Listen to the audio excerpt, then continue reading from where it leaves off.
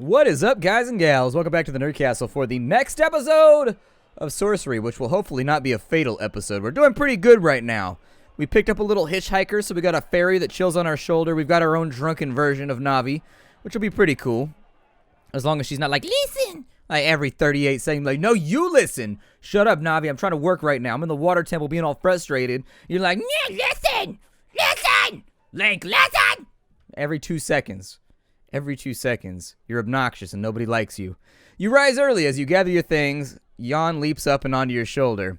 Ready to go, he chirps. You head downstairs and out of the inn, noting on the way that the girl who let you in is now simply quietly in a chair while her parents clean and prepare a breakfast of baked bread. You head outside and follow the path of the far side of Bertanti. The sun sits on the horizon like a gleaming jewel. If all goes well, you'll reach Torapani today, the last village in the Shamatanti Hills. After a short climb, the path breaks, heading uphill to the left and downhill to the right. Jan, you're probably still drunk, but what should we do? To the right is the forest. To the left, the going is easier. The path heads through a field of black flowers to Torapani. What else do you know? Nothing, protests the creature, and that's a fine way to talk to your guide. I'm not charging you for my advice, you know. You'll get no more from the creature. With Torapani so close, it hardly matters which way you go anyways. Yeah, I bet. He said it was easier this way to the left. He knows something that I don't, though. We go left, you decide. Good choice, Jan replies. The path slopes gently downwards through the shrubby forest and across patches of dry, weary earth. The Shamutanti Hills are relatively verdant compared to the backlands beyond the Jabaji, there we go, sorry. I was seeing a lot more J's and I's in there than I thought I was. Jabaji River, and you can see the influence of that desolation already creeping into the soil like a spreading infection. Then, as you crest the rise, a powerful, pleasant smell reaches your nostrils, and you see off to your right a path through a field of beautiful black flowers. Jan, what are those flowers? Who knows? Who cares? Chirps the Mennonite, dancing on your shoulder impatiently. This is the shortest path to Torapani. Do you want to get there or not? Let's use some magic. I'm going to see what I can find out for myself, you tell the creature. Good luck with that, Jan replies. You clear your mind, trying to ignore the smell rising from the field and ready a spell. I'm going to see if I can sense any evil intent here. So we've got M's for the first time. Protect from magic. Actually, that's not a bad plan. What if it's one of those, like, opium fields that you go into in, like, wizard games where you fall asleep forever and you're just suspended in time or whatever? We can do Sus, which means we can sense danger. Let me do that one. You weave the spell, but although you feel yourself weaken, nothing happens.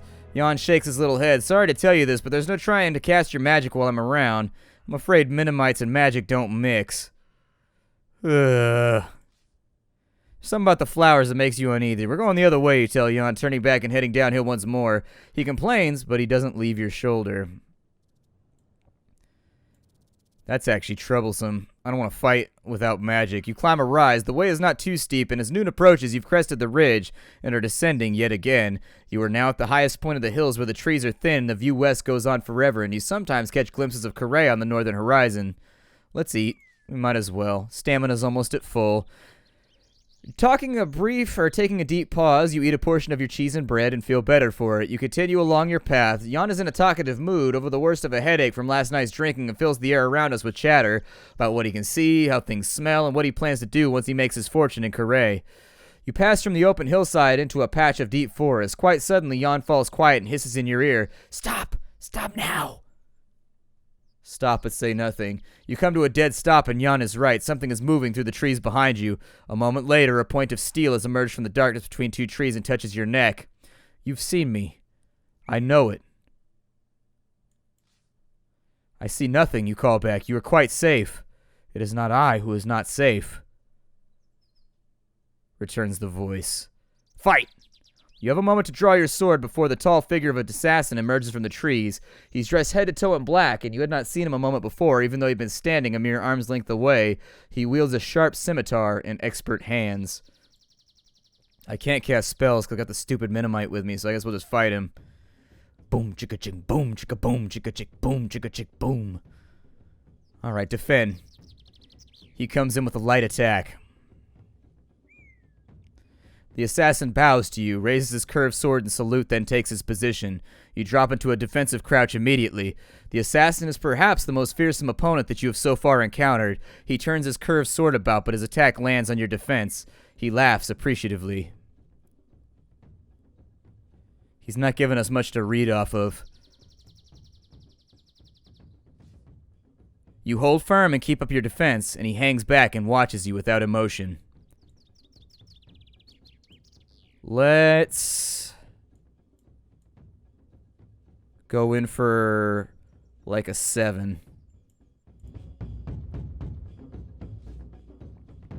Time to attack. You rush forward with a deep, heavy slash, but the impact clangs against his sword. He grins. He's left breathless, but otherwise unharmed. My duty is to sever your head from your neck, the assassin says in a voice as cold as polished marble. You will not hold me from that. I can do a 6.5 now, too. Let's defend. I should have done the 6.5. You drop yourself into a crouch as he tries a slice, but you roll out of the way, mostly unhurt. He nods to you wisely. In. We're gonna whittle each other down. Acting quickly, you swing a masterful swipe, but the blow jumps back off the hilt of his blade. He grimaces with effort, but he is bruised but not seriously hurt. The assassin spins his sword about to shift the sword across his body. If the sword's across his body, is that a defensive stance? Because if so, I don't think he'll defend twice in a row, though. Yeah, I was going to say. I was going to go in real light, so you whip up your defenses. His light blow sails over your head, moving with the deadly speed of an attacking serpent. You are mostly unharmed. He raises one hand to draw a finger in a line across his throat. Leaping into action, you dive forward with a deep, heavy blow, but the impact clangs against his weapon. He smiles. He's battered, but ready to come back stronger. Closing his eyes, the assassin murmurs a prayer as he gets his stance. Okay, so we defended the big hit right there. You ready yourself to block as he powers forward, but it only tires him out. You are mostly unharmed. He'll probably defend now. Yeah, I was gonna say, so that's good. That puts us ahead a little bit. Feinting left, you sting with your blade low and fast, saving your energy, but the blow jumps back off his raised weapon. He grins. He is shaken but otherwise unharmed. His weapon sings as it moves. He swivels his grip. So he's shifting out of a defensive stance. All in. Ha! The trees watch as the battle unfolds. Relentlessly, you cut and thrust, keeping him pinned. You sweep a masterful slash, but the blow you land is only minor, because the assassin has adjusted his stance swiftly. The assassin's breath is coming in short gasps. He closes his eyes for a moment to steady himself. Breathing deeply, he whispers a mantra as he readies his blade. So there it is. I was going to go in light to see if we could get the kill, but... You duck down into a low stance as he attempts a strong stroke. You parry as best as you can. The assassin flicks the blade through the air, crouching as he moves. I can go in with a 6.6 right now. I think he'll defend. Let's go in with like a 2.5. Got him. Time to attack. You spike forward with your sword, mean and vicious. He's off balance and moving slowly, and the blade goes deep. He turns and tumbles, releasing his sword as he topples. I am not so proud as to not admit when I am beaten. You may finish me if you so choose, but if you do, do me an honor and use my own blade. The assassin is not dead, but lies on the floor gasping.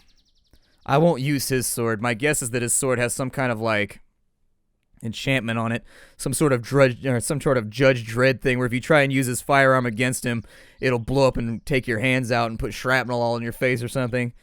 Let's finish him, though. With a single blow, you finish the assassin. He dies with his lips pursed in silent prayer, not cursing you, but commanding his own soul to a better place. You rifle the body and find a measly 3 gold pieces, then continue on the path out of the woods onto a dusty hillside. Yawn for a brief while, says nothing. Perhaps he's shocked, but the blissful silence doesn't last for long. How much longer do you think we'll be traveling today? The Mennonite on your shoulder asks. I'm hungry and tired. We've gone such a long way. Not much further. The Mennonite sighs and slumps onto your shoulder. You continue along the path and around the side of a hill. A wooden hut is set into the slope with an old woman sitting on the front step. A river seems to emerge from beneath her. As you get closer, you realize the water flows beneath her house, and the house itself is set on splayed struts like an insect straddling the watercourse. A few paces from in front of the house, the water plunges over the edge of a sheer cliff and disappears. Greeter, I guess. Greetings, you call. The woman looks up at you and smiles. Come on over here, won't you? I can barely see you. You approach the old woman. She gives a toothless smile and gets up from the step. Come in, please. I get so lonely living out here on my own away from the villages. I can't cast magic, so I'm going to try and keep myself still. Like, if I could go inside and I could use magic, I'd feel better about this. But because I'm the Minimite, I want to play a lot more paranoid since I don't have my backup plan. You shake your head. I should not be out too long. I have a long journey still to make. Of course, of course. We'll have tea out here on the steps. She sounds nervous. Hurrying to her kitchen, she returns with 2 large cups. Watch it, Jan whispers in your ear. I don't trust this one. Let's make conversation. The tea is still hot. You cup it between your hands as you speak. What's your name? My name? They call me Gazamoon, she replies with a smile. I used to be quite well known in a way. You nod, but you've never heard of her. Why do you live alone? Oh, she smiles sweetly. No one bothers about me. Why would they? You can't help but notice she hasn't answered the question. This is a beautiful place, you remark, watching the river plunging away over the cliff face. This is the top of the crystal waterfall, she says. The river runs right under my house. They say it carries all my goodness and youth away while I sleep, and the villagers bathe in it for luck. She giggles meanly. I'm sure it isn't quite true. You make to sip your tea when the old woman stops you, catching your arm before the cup reaches your lip. Oh, she says suddenly, I've forgotten the pot. She goes back to the kitchen to fetch it.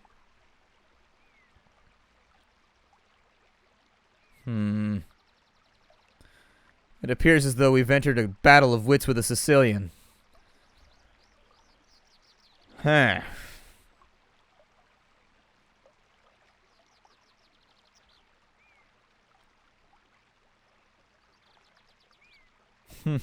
There's no right choice here because you can really rationalize any choice you want.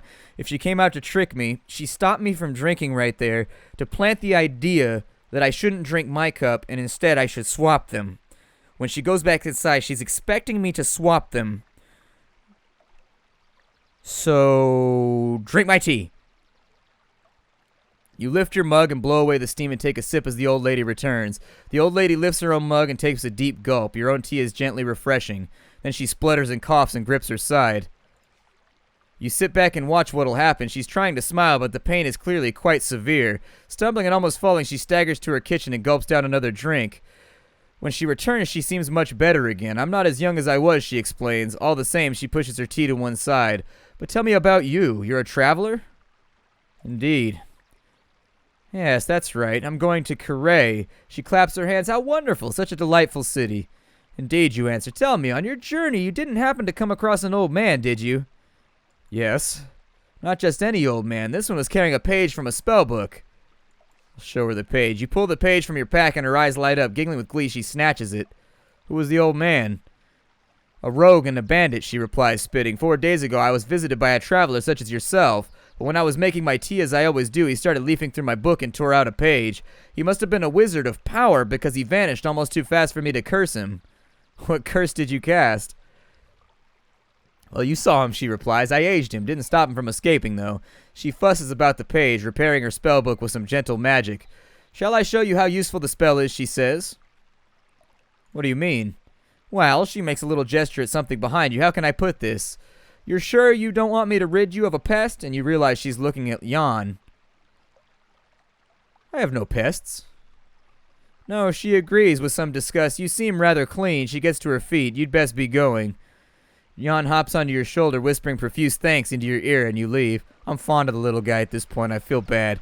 I don't want to get rid. I gave him my word that I would protect him until we arrived where we were going. And while it does nerf my capabilities, I gave him my word. Regardless, he didn't tell me that he was going to sap my magic, so our contract was formed on false pretenses, but I'm going to let it pass because I like the little guy. He's got a penchant for alcoholism that I can respect. It's now late in the afternoon. You pass over the brow of the next hill, and below you is the village of Torrepani, slung from one side of the valley to the next like a flood barrier. Let's observe it. Never hurts to wait and watch a little bit. Torrepani is a village of the Sven, an aggressive-looking race of man-orcs. You might expect their village to be rowdy, maybe even more so than Bertanti during the festival, but it seems strangely quiet. Still, there's no way around it. It is too large to destroy with a fireball. You'll have to go through. You enter the village. There is a definite air of depression hanging over the place. The Sphins are going about their business slowly and miserably and pay you no heed. You sit yourself down on a tree stump in the very center of the village to consider your options. Let's talk. You spy a group of Sphins sitting outside a low hut, and you walk over to sit yourself down. They're discussing a friend recently killed in the night by an assassin's curved blade. I've met this assassin, you remark boldly, interrupting. Out in the forest. You met him? You're still alive, one Sphyn replies thickly. I killed him. The Sphyn spits a gob of green goop on the ground. You do good, but you one day late for us. Another Sphyn bangs his hand down on the table. But with Esh dead, who saved Tia? Who's Esh? Our greatest, the Sphyn says. He bangs his fist with a chest and then coughs twice. Good Sphyn. Tia's chief's daughter, other Sphyn says. Esh was to save her. Now Esh not alive, so Tia soon not alive. You need a new hero. We do, replies the Sphyn, but where do we find one? He pretends to look under a nearby rock, and the other Sphyn laugh despite their sour mood. Trouble is, another says, our village die if chief line end. Tia is end, and so if end ends, we end, and is all very sad. Very sad, they all agree. Who you? One asks suddenly, as if only just thinking of it. A warrior. Warrior? A sudden gleam enters the biggest one's eyes. Great warrior. I do my best. Best is good. Meke Tifa. He signals to the others, who are quickly on their feet, big hefty arms swinging for you. We take you to chief. Before you can resist, they have you and are hauling you bodily onto their shoulders. Jan clings onto your shoulder, refusing to be shaken free. Where are you taking me? The Sphins carrying you give no reply. When you reach a low hut on the edge of the village, you are set down carefully. The door is slammed and locked. A moment later, it reopens and your possessions are thrown inside. You quickly look through them and everything seems to be in place. Let's eat. Pulling your knapsack, you pull a quantity of your provisions and eating. Nothing else happens. Let's wait and see. You pull your knees up to your chest and wait. Jan goes to sleep immediately. The long watches of the night pass slowly, and in the end, nothing happens and no one comes. Daybreak. You're still alone. An hour passes before you hear any noise outside, and then the door to the hut opens and 5 Sphins come in. They drag you roughly out and across the street to another hut where an old man with gray hair sits. He is wearing outlandish, colorful robes. My name Proceus, chief. He slaps his chest twice. I apologize. Then he bows, brushing the dust on the door with his sleeves. Tell me what you want. He holds up his hand. First. He waves to a menial who brings in bread and milk. Methodically, you bolt down the meal. It doesn't seem to be poison and it nourishes you. The bowl is removed and the chief squats down on a pool of cloth. Jan cowers underneath your own cloak, hoping to go unnoticed. I have need of you and your strength. Tell me.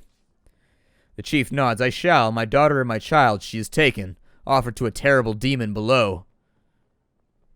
You want me to rescue her? The chief nods. Succeed and you may choose your reward. Fail and... He shrugs. All right, I'll do it. The chief nods. I hope you will. He gestures to the other Sphins, who, still taking no chances, grab you by your arms and haul you to your feet. A crack in the ground. You are led along a short pathway through the forest to a crack in the ground. One Sphyn has brought a rope and another a basket. They are preparing to lower you down into the pit of the earth. Let me see. As far as my items go, what do I have? Magical items. 5 pebbles, nose plugs, a vial of glue, and a bamboo flute. Weapons. We have a broadsword, which is a +1 sword. With our rations, we have 1 meal remaining. In our treasure, we have 5 gold pieces. Okay. We don't have any way to illuminate the darkness, though, so this might not work. You wait until they're ready, then step into the basket. The chief nods to you with respect. Watch the darkness, he declares as they start to lower you down. From your shoulder, Jan murmurs, we're in trouble now, and he shivers. You hit the floor with a thud and peer into the darkness. Your eyes can make out nothing, but a slight breeze suggests endless space in all directions. You're blind, helpless, and trapped. I was afraid of that. Magic wouldn't have helped us either because the Minimite would soak it up, so we couldn't have even used the sun jewel. Something clatters to your feet from above. One of the Sphins shouts something down to you. You crouch down and feel around your feet until your hand closes on the base of something. You pick it up. It's a drywood torch. Something else falls from above and strikes you on the head. Tinderbox, calls the voice. Feel around for the tinderbox. Rubbing the bruise on your head, you reach down and find it. Light the torch and strike it, and the torch blazes into flame. Well, that solves one problem, I guess. You can now see you're in a large cavern, wide and deep. At the far end, passageways disappear to the left and to the right. Through an uneven rockfall at the far end of the cavern, you hear a murmur. Let's listen by the rocks. You clamber over the rocks at the edge of the cavern to investigate the sound. It's a whimpering coming from the other side of the pile of stones. The Sphinx girl, perhaps? She came this way, but in the cave-in blocked her path. You'll have to find another way to reach her. Let's go left. The devil's direction. You go left and creep slowly into the darkness, ears straining for the sound of approaching threats, but all you can hear is Jan's quiet whimpering. The passage rises up a gentle incline, and at the top a thick crystal seam glitters in the torchlight, and the tunnel ends in a T-junction. Let's look at the crystal. The seam seems to be made of pure diamond. It was no doubt in quest of these that the tunnels were carved, but why is nobody here mining now? You try to pry some diamonds loose from the incredible seam in the rock, but your sword is not up to the task, and you would only make it blunt. Perhaps you should return with a proper pick, but only if you can escape the tunnels first. Let's go left. You walk down the passageway for several minutes and slip on some dirt. The ground gives way beneath your feet. You plunge into a pit and land on something soft. Not counting on your luck, you look around, and sure enough, you are out of the frying pan and into the reptile den. You're in a pit of snakes. Let's pray to my spirit. You whisper a fervent prayer to the vixen, your spirit. Does it hear you? The snakes are around you, gathering, but then they begin to climb the walls, holding themselves erect until they form a living ladder that stretches up the path above. Climb it quickly. You steal your courage and climb up to the tunnel above. Back on firm ground, you give thanks to the spirit, but you are now aware that you will not be helped again. You are soon back by the crystal seam, with the side passage that opens to the right. I think our spirit may have pointed us in the right direction, too. You push on. Here the cave system widens. Pendulous stalactites hang from the ceiling as if about to fall and skewer you into place. You skirt in between them, following them a thin, safe path until a passageway appears on the left. Let's go straight on. You creep forwards through the dark. The passageway slopes down a short way, then a crack splits on the wall on the right. Two stones are stacked on top of one another against the wall here. There's nothing special about the stones, except they happen to be on top of one another. That means we're probably maybe a trail marker. Let's go straight on. Move along the tunnel. The tunnel twists and bends sharply, as if curved by a river now long since dried away, carved.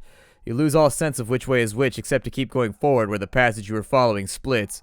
There's a stacked pair of stones here as well. Left? You slip through the opening in the left wall. The cave floor is an inch deep in water dripping from an arched ceiling above. The droplets that land are ice cold and run like sharpened claws down your back. I don't like this, Jan mutters. Water plays havoc with my wings. A few strides further on, the path you are creeping through finishes at another fork. A single stone sits by the wall. Keep left, I guess. The rock in the wall of the passage turns from a natural stone to something carved and shaped by ancient hands. There's an occasional shape or mark of lettering now half rubbed away by time, spelling the message of doom. When the passage ends, quite abruptly at a sealed door. We're out of time for the day. My name is Splattercat. I'll see you in the next episode when we finally traverse the threshold and find our heroic fate. Bye, everybody.